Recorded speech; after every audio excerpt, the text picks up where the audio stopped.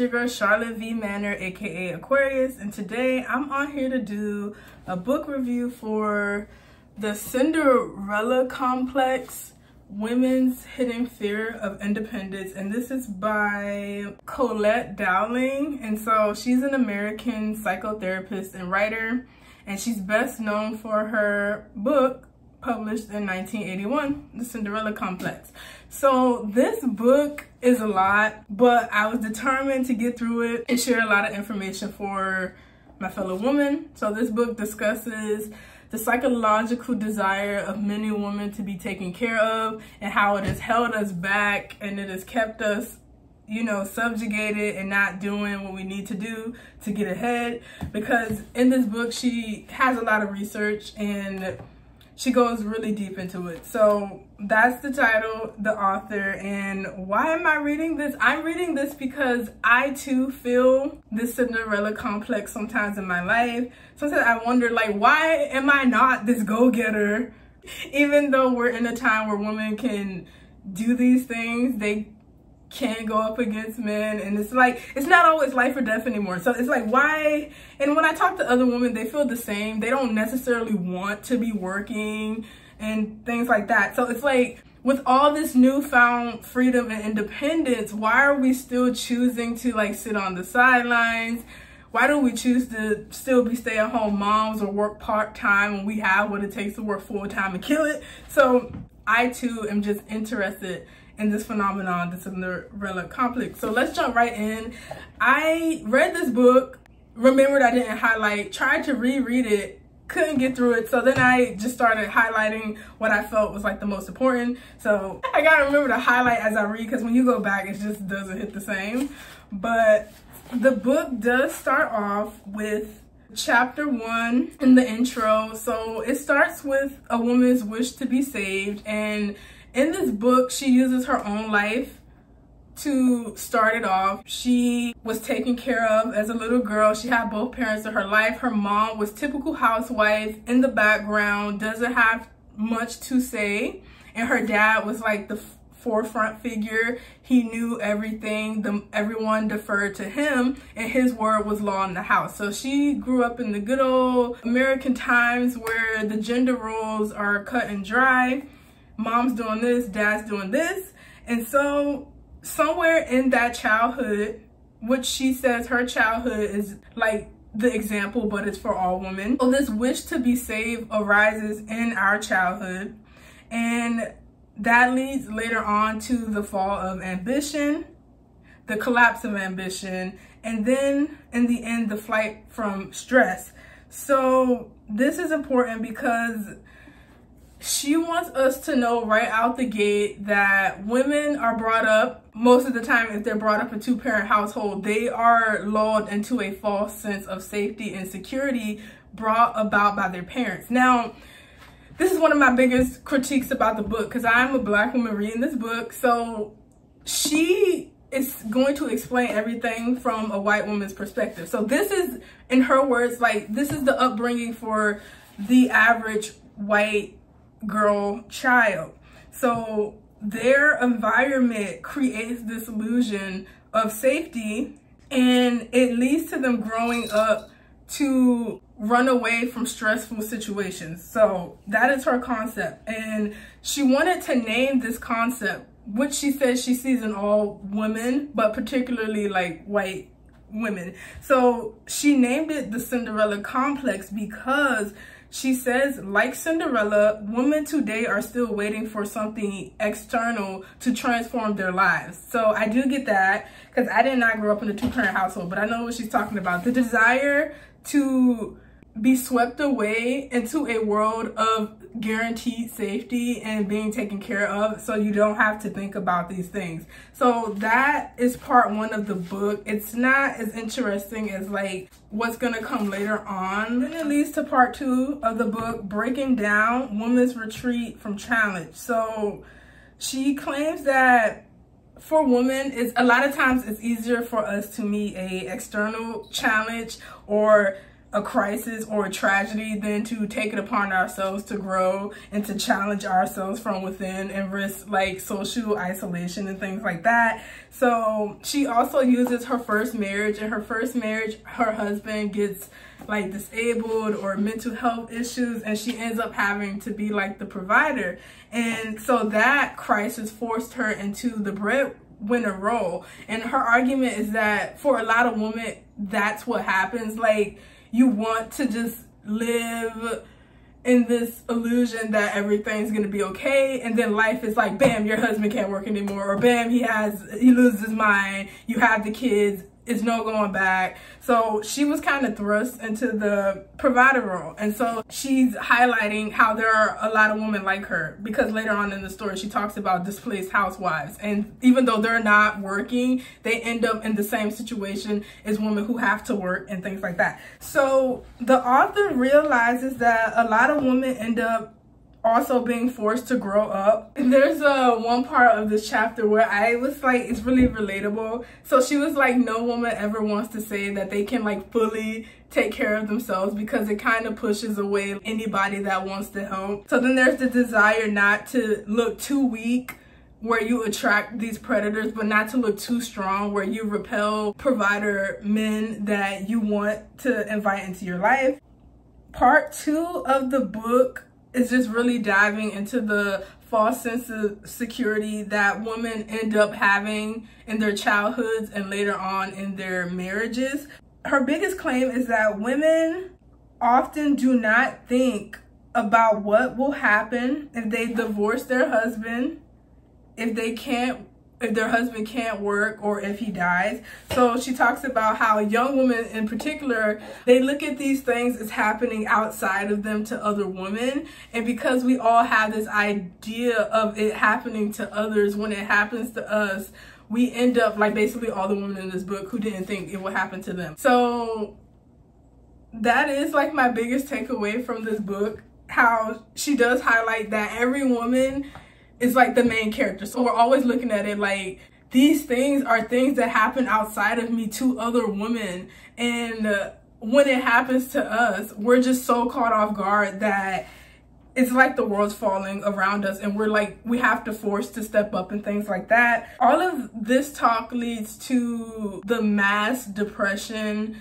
going on in women. So she later delves into how working women and housewives are equally unhappy, because if you look at the stats, and you can read the book for that, she talks about how depression is a symptom amongst like a lot of women in all walks of life. So she's like, where is this coming from? And a lot of times it's coming from this belief that you shouldn't have to do certain things. Like, the part of the book that got to me was she was like, women usually feel like they failed if they have to work to survive.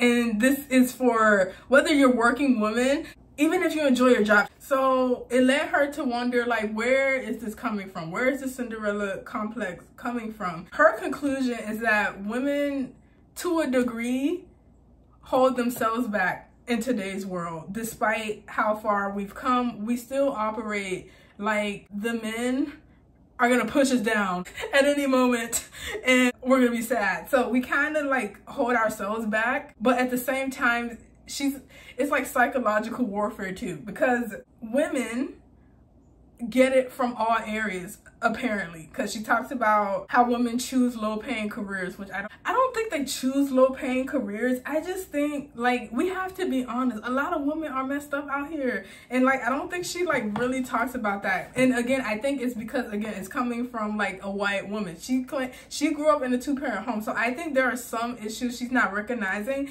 like to deny like race, classism, like oppression worldwide, because it's just like, it's more complicated than that. Like, talk about the real fear that women have for men and things like that. And then there's the fear that you're not feminine if you don't have like men give you things. So, but she wants to put all the onus on the woman, which I get, because we have a Cinderella complex. We're already telling ourselves 1,001 stories about being oppressed. So I get what she's doing, but at the same time, she talks about how most women feel more devalued when they have to work in this system than when they don't. And I get that. So this is what she put. Many women these days don't really want to be working. They feel taxed by it, even sometimes abused. In their heart of hearts, they still believe that women shouldn't have to make a living, leaving the warmth and security of their kitchens to enter the workforce. Many are motivated not by a sense of responsibility for themselves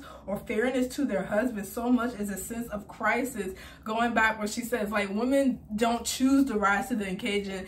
Most of the time they're forced by life or external circumstances. So inflation has gone berserk, she says, and this is written back then, but it still applies to today, in my opinion. So inflation has gone berserk, and Charlie isn't making enough to keep up. So the everyday man is not making enough to keep up. Oh, or even worse, there is no Charlie, or Charlie has remarried or died or simply split in the dead of the night to dally in the arms of a younger, less burdensome woman. Widowed or divorced, the leftover wives have little or no money for supporting themselves and the kids. Under these circumstances, the feeling about going back to work is not so constructive and joyful as we might like to imagine. There may be initial exhilaration, like the joy of adolescent feels upon receiving their first paycheck. So she talks about a lot of the times women who have to work not because they want to, but because they have to feel like they failed as women. And that's a real psychological issue that holds a lot of women back. And I kind of get that. And this is what I mean. You have to read the book, because honestly, she's kind of all over the place. But I get it, because every problem, she needs to like cite a bunch of data and stories, and then it kind of gets lost, and then another topic is brought up. So if I'm all over the place, I'm kind of reflecting the book. So a lot of the times women are just psychologically dependent. A lot of the things we don't want to do, we're reacting, and I feel that. Like 99% of the women that I know who are working because they have to survive, and I get that. That's something that men do. But this is a book on women in the Cinderella complex. Women were not prepared for this, and she talks about that. It's like one minute we went from everything you do needs to be about appeasing a man, preferably the man at the top, but if not, somewhere in the middle. So everything you do needs to be tailored towards appeasing like the average man or above. Like, and then, you know, that's men struggle who aren't even average, so they have their struggle. But with women, it's trying to get the average or better than average, or even the #1 man to survive. But then somewhere along the way, it flipped, and it's like, actually, you don't need a man, you can do it yourself. So she talks about the schizophrenia and the collective of women that we are dealing with. Because, yeah, and I get that, because even for me, like, I feel like my life has been one big, you don't need a man to like, or maybe you need him a little bit. And like, I feel that even though this book is from the 1980s, it's literally still highlighting how, depending on who you're talking to, you're getting a different answer. And at the end of the day, most women are psychologically dependent. We look outside of ourselves to see what we should be doing. And she highlights that in this book too, how women's dependency just on external things affects their self-actualization, or their ability to grow and be the person they need to be for themselves and their kids. A lot of times women even depend on their kids, which gets in the way of like their kids' growth and individualization. And she talks about that too in this book. To wrap up point 2, which was all over the place in the book and with me, to wrap up point 2, there is this myth that security for women lies in remaining forever and permanently attached, coiled within and stuck to family like mollusks within their shells. Okay, but by the time these same women grow older, they are horribly disenfranchised, snapped off from their main economy before they know what hit them. The devastation of old age is the most poignant outcome of the Cinderella complex. Facts. She's saying if women don't wake up to this truth, that a lot of the things that they attach themselves to feel secure is a lie. Like, that husband may die before you, and maybe somebody run up and snatch all his money. What you gonna do? And these are real questions. Or your kids may, something could happen, and they're like, you have to prepare. And she talks about most women do not prepare. We're too busy trying to act like everything's okay and like nothing could go wrong, or like my man wouldn't do this or my child wouldn't do that, or like, you know what I mean. But the fact remains that poverty is an old woman's place that she ends up in if she hasn't done what she needed to do to prepare for the last years of her life. And you have not prepared for the last years of your life if you're like, oh, I have prepared because I'm married, or I have prepared because I got like 10 children, one of them will take care of me. That's not prepared. And I'm happy she highlights that. Like we do cling to outside things as women and then try to say we're prepared, and that puts like a lot of pressure on other people. But to continue with the books verbatim, the Cinderella complex, if not the most destructive, it is tantamount to a kind of sickness. This blind spot we maintain, the inability or refusal to see the connection between the false security we connect with being wise and the loneliness and poverty of older, often widowed women. We want to desperately believe that someone else will take care of us. We want so desperately to believe that we do not have to be responsible for our own welfare.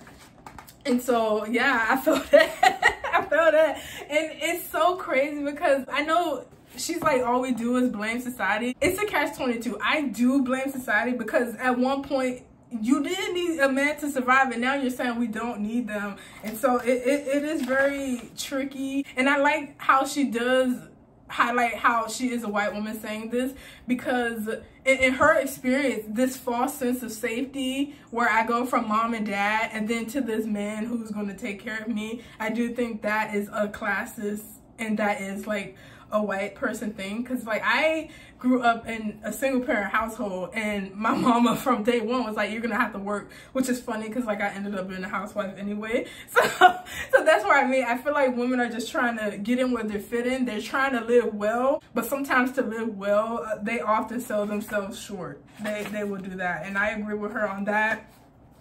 So when we talk about, in her next point, and this is still part 2, you guys. Part 2 was long and it's getting dark. Let me see if I can turn this up. Okay, there we go. She tried to cram a lot into part 2.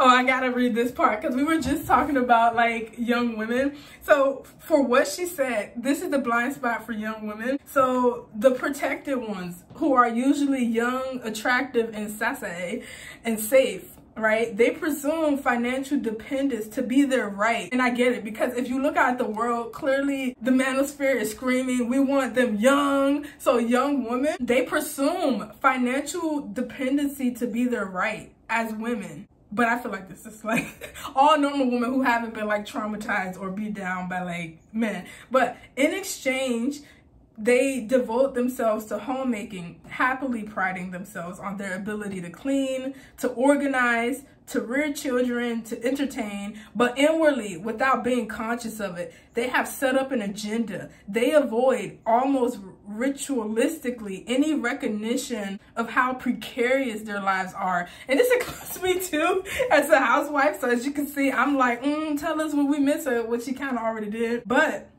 the failure, the recognition of how precarious their lives are. They do not think about what would happen if their marriages were to break up. Divorce happens, of course. They see it around them. And it's female victims, they think, are quite courageous in the ways they have of trying to pull together the snap threads of their life. But women who sit pretty, divorce is not really something you imagining happening. It is for others, for women who are, well, not quite so fortunate, like cancer or death. And that is real. And I see that in my life all the time. Like, no one's really prepared. Like, and I would say like I'm kind of prepared, but not in the way that I think I would need to like live out the rest of my entire life. And I don't think any woman, unless she's married to like a top 1% guy, is. And she does go on to talk about depression, how it affects all women, whether you're working or not working. We seem to all carry symptoms of depression, which could just be women were completely dependent on men. I do think it's like a PTS thing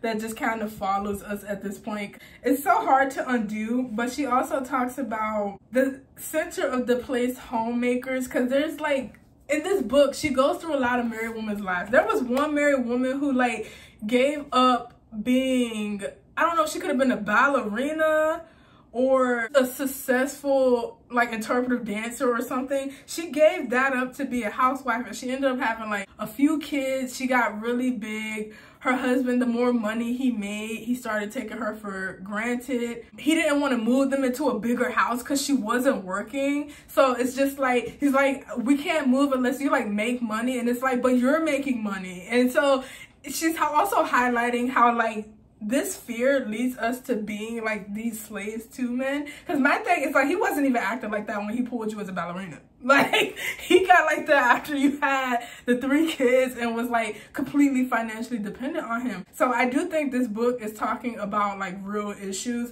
So anyway, the dude ends up leaving her for another woman anyway in the dead of the night after spilling his entire guts to her. He's like, you know what? I think I'm gonna make it in this world. You know, it's like, I got what it takes to do this and that. And she's like sitting there listening. And she's like, and that's the last day I saw him. He walked up out the door and he became all of that and gave it to like another woman. And I was just like, as I was reading it, I was like, I see why she goes so hard, because she's seen this happen over and over. And if she's seeing this happen with white women, we already know like it's probably even worse in the melanated communities, because it's like a trickle down effect. So anyway, she talks about how since a lot of women show symptoms of depression collectively, she talks about how the depressed woman is usually someone who is lost. These are women, they may have tried to like take themselves out. Pill popping is a very popular method of trying to numb emotional pain and take oneself out with women, unfortunately. But all this to say that I think is the most powerful thing that I read in this book. It all comes down to women not having a solid sense of self. Collectively, we don't know what is truly expected of us, because when other women do those things, whether it's working or staying in the house or having kids or not having kids, being a whore, being a nun, all of it leads to the same psychological ending. Like, we all feel devalued, like we were lied to. Where's my Prince Charming? Why do I have to work for a living? So for her, this phenomenon really comes down to women needing others to provide the pamphlet for their lives. So women look to others to provide definition. Just what is it that the depressed woman has lost? Something on which she vitally depended. What I have seen emerge with an almost amazing regularity is that the loss in question is the loss of a crucial, important, and often self-defining emotional relationship. All this to say, women look to others to provide definition, a sense of who they are. They see themselves in the eyes of the other to such an extent that if something happens to the other, whether it be a lover, a best friend, a sister, a cousin, a brother, usually it's a romantic partner. If something happens to the other, if he dies or she leaves or he changes significantly, they cannot see themselves anymore. As one woman who had lost her lover of 3 years said, speaking, I have no doubt for millions, it begins to feel as if I don't exist. So there you go, right there. So I think one of the biggest issues with what's causing us to be fumbling out here in the world, depressed at work, depressed in the house, feeling devalued at work, even if you're like making a difference in your family life, it all boils down to the fact that we're seeing ourselves in these people and they're not mirroring back to us, or if they just stop mirroring completely, we're just like, am I like not alive? Am I worthless? Am I not existing? What am I? Like, so I like that she said that. So they see themselves in the other to such an extent that if something happens to the other, they cannot see themselves anymore. And so I really think that's what's really catching all of us off guard, whether it's in these marriages or just trying to make it out in the world as a woman working full time. And that was part 2, y'all. That thing was long. So part 3, because I'm not trying to be here forever. So part 3 is about the feminine response and how we become helpless. So with this, she goes back to like childhood for women in general and claims that girls desire social acceptance even at the expense of freedom or their self-preservation. And having been a little girl at one point, I agree. Like, I look back and I'm like, why? Like, I wish I could tell my younger self, screw them, who cares? Like, you're smart, whether they recognize it or not. So I do agree with that. And to do these things, to sacrifice so that you can be socially accepted as girls, this creates a dependent personality in us, which also means girls will ignore problems and examine things as little as possible so they won't risk rejection and social isolation. So if you're watching this, I can also assume that you've been betrayed by your friends before, you've been excluded, and yet even though these things still happen, we still have this need to be accepted. So I like how she says that. So the feminine response is to do what keeps you accepted by the group. And her reason she thinks women are brought up this way is because somewhere in our childhoods, early on, women realize that when they are helpless, they get more positive feedback. So I don't know if this is a race thing, because as a Black woman, I don't understand this part of the book, but I'm gonna keep going because I know there are probably women who know exactly what she's talking about. So girls told the line in their existence, and every woman is trying to find balance. So when girls are too submissive, they are seen as boring by their peers and the boys, and when they're too independent, too rebellious, they're seen as repelling other boys and girls. So girls are trying to grow while still being accepted, which is hard. And so women learn early that when they are helpless, when they are shy, when they are quiet, when they just do what they say, they tend to get positive feedback. When they rebel, when they scream, when they punch, when they fight, when they want to exert themselves, they get pushback from people who are supposed to love them, from friends and things like that. So this creates a cycle in women where the best women tend to be the women who go along to get along. I don't know if you guys have experienced this when you try to assert individuality in a group full of women who are together because they share a commonality. Usually you're gonna be stomped back into place. So I get that, you know, the nail that sticks out is the nail that's like hammered first. So women just learn early on that they must have protection and social acceptance to survive in this world. And I do think that keeps the Cinderella complex alive. And even in my own life, that has been true. But I think I remember a page that talks about this. Yeah, girls become convinced that they must have protection in order to survive. I did highlight that part. This belief is bred into women by misguided social expectations and by the fears of parents. As we shall see, a monumental ignorance shapes the way parents think, feel towards, and relate to their daughters. In terms of their ability to grow into independent human beings, girl children are hampered by their parents' protective attitudes, as surely as if their feet had been bound. Girls are trained very differently from boys. The training leads to their becoming adults who stay stuck in jobs beneath their capabilities. It leads to them feeling intimidated by the men they marry and to defer to them in the hope of being protected. It even leads, as we shall see, to the crippling of women's intellectual abilities. And I get that to a certain extent. So I do think with melanated women, specifically Black women like myself, we end up with Cinderella complexes. I don't think it's from being so protected and sheltered by our parents who gave us everything and encouraged us to just like get married instead of work. So this is where I think the racism and classism is coming into play. You know, the fact that Black women can't even experience this because of like some of the trickle-down effects of like racism and things like that. Because I'm right where she is, but I did not have this two-parent household to lull me into a false sense of safety. Like I knew out the gate that I was alone in this world. So, and that's why I have such a complex about like knowing I'm gonna be good regardless, because it's like, because I have been alone, I now like appreciate others around me, or like very few people around me. But I do get what she's saying. Women, we prevent ourselves from advancing because of societal expectations. I'm more so curious how they end up where I'm at despite coming from such a head start in life, you know, the two-parent household and things like that. Working should be optional, because I'm like, who told you that? Like, Black women are told out the gate, you're probably gonna be working. So it's like, who told you that you got the option to not work in life? So I be wondering. I do.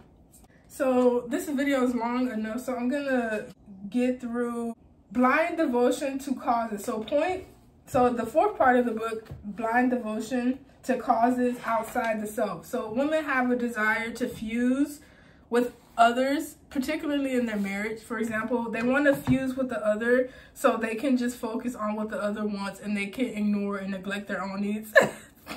So they can ignore and neglect their own needs without being pushed to grow before they're ready. And a lot of times women use family as an excuse to hold themselves back. And in the book, she does talk about women who have children right before their lives are about to take off. Like, a woman gets accepted to her dream university, and before she goes, she gets pregnant. I'm just not gonna go anymore. Or like before she's supposed to go on a world tour, she gets pregnant. So they have examples of that in the book. And funny enough, these examples play out with entertainers today, which I ain't having no names, but I do get what she talks about. So women are very creative in ways to get around having to self-actualize. So that's really one of the reasons why I wanted to talk about this book, even though I can't. It's so long and this video about to be over, so you had to read the book for more info. Other important thing, a lot of women in the book and in real life too are jealous of men's work ethics and their ability to get ahead in the workforce. So she talks about how often men are willing to be annoying. They're willing to ask for promotions over and over again. They're willing to say, what I needed to do to get this promotion so I can make more money. Then they go do it. In the book, she talks about how one guy was just like every month, I did this, I did that, like, I need this promotion. Like, and then he went out and did this activity that took off in the office, and the women were like jealous of him and things like that. And so she talks about how that jealousy is highlighting, like, why am I sitting around as a woman waiting for a promotion knowing that this man over here is like harassing damn near everybody in the office for his promotion, and I'm sitting at my desk like, why haven't they come and given me a promotion? And it's like, well, all you do is show up,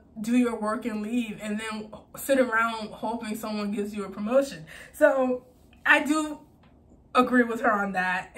And the women I know in my life have not been good, like, asking for what they deserve when it comes to like money. So I agree with the author on this. And what else we have? Yeah, women need to stop shying away from negotiating wages and promotions and not taking the initiative, which is what those men tended to do. Even when they didn't get the result, they'll try again, change it, and then eventually they'll get the result, and the woman will be watching like, okay, but like, where is my promotion? And it's like, you saw he didn't, like, he had to fight for his. So I do get that. We do a disservice by making men feel like they need to stop doing those things and not doing those things. They do those things because they know in this world that, you know, men have constructed, if they don't speak up, they won't get that promotion. So instead of women saying like, why does my boss just not give me a promotion? I do think we should follow that example. Like, if you are going to be in the workforce, which is why I'm not, because I don't have that go-getter vision, but if you're going to be in the workforce, you need to get this. Like, I literally was telling my sister that the other day, because she getting a new job and negotiating, and she's like, they want to lowball me. I'm like, you keep saying your price and you guys settle for something in the middle.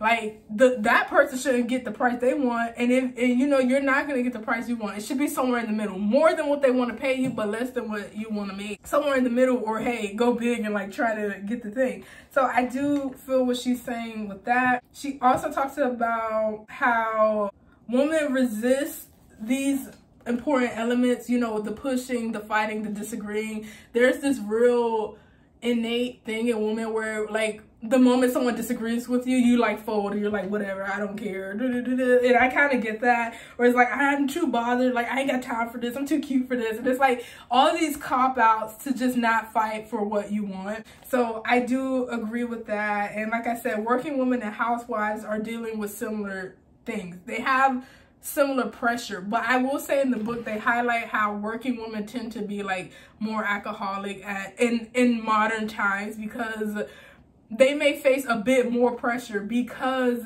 there is this belief that if you have to work as a woman and you are partnered with a man, that you have failed. And I feel that for sure. There is that pressure as women. For some women, they feel like they've failed if, like, yeah, they have to work and there's like, they still have a husband. And I do get that, because it's kind of like, I feel like it's more to that than just feeling depressed that you got to go back to work. I think if those women were honest, they would say, I would not have done any of this if I saw me having to go back to work. So I think that's just might be what the women aren't telling the interviewers, but it's like, okay, this depression, this feeling like working should be for fun and not like because I have to. So that's the biggest thing, is not the women who are going to work for fun. It's literally the women who are like, if I don't work, me and my family will be homeless. They are extremely unhappy. So I do feel that. She talks about the only way to get through these things is to stop telling ourselves that we can depend on other people. And I do get that, because poverty is huge with women and children. They make up the face of poverty, and it's very unfortunate, but it's true. Like, women have to start taking stock of their own lives. Like, only have the amount of children you could take care of by yourself if something was to happen to your husband. Like, I see women who have never worked a day in their life having like 12 children, and like, yeah, they are able to depend on men who are bringing in money, but at the same time, like, anything that can happen. Like, some people don't predict inflation. So I am of the belief, like, if you're gonna have kids, even if you're married and with the man, like, you have to think, like, if something was to happen to him, how many kids can you genuinely take care of by yourself? And honestly, for most women, I think that's like 1 or 2. And yeah, that's just my opinion. A lot of the women in this book who were left had more than 2 kids 9 times out of 10. They were having like 3 to 5, 6, 7. And then when something happened to the dude, they shot Pikachu face. They ended up in poverty. So, and then the kids couldn't get them out of that later on in life. Like, the kids just, I'm sending you some money, but like, I can't. So that's what I mean. She really making me think about a lot of things, and I think other women need to think about them too. But yes, you guys, this book review is long enough. My issues with the book, before we go, with Miss Dowling, is, again, she's racially insensitive. I know she was talking about how white women and black men face some of the most difficult hurdles in life. And I'm kind of like, and she talks about how like black women are like naturally confident and like they're go-getters, and like they achieve at a rate that's like more than white women and black men.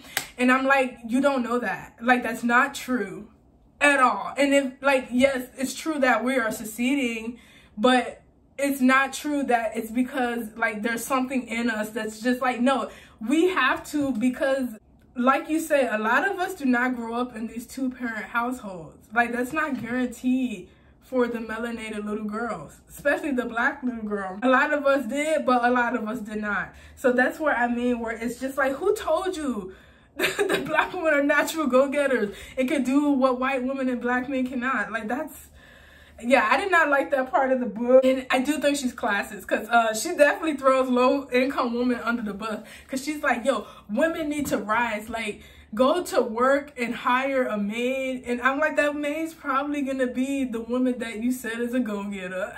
The melanated woman. Like, so that's why I was like, okay, if she could have been more sensitive to the plight of other races of women, especially black women, I could have given this book like way more higher stars. But like, that's my main issue with the book. So out of touch with other races of women. Like, you cannot say other races of women are outdoing their men because like they're just that awesome. And like, it's like, no, it's so much. Like, literally, these women are achieving because if they don't, they die. Like, they don't have 2-parent household to fall back on. Like, they don't have guaranteed marriage. Like, white women are the standard. So it's like, she missed so much. But other than that, the Cinderella Complex is a good book, and I encourage all women from all walks of life to read it. But just know she misses a lot, but I give it a 4 out of 5 just because you created this concept, and this concept is very real. Like, a lot of the things that we see as femininity go against what it means to like survive and thrive in this world. And oh my god, this thing is 30 minutes. All right, I'll see you guys later. I'm Charlotte V Manor, aka your girl Aquarius, and I'll see you all in the next video.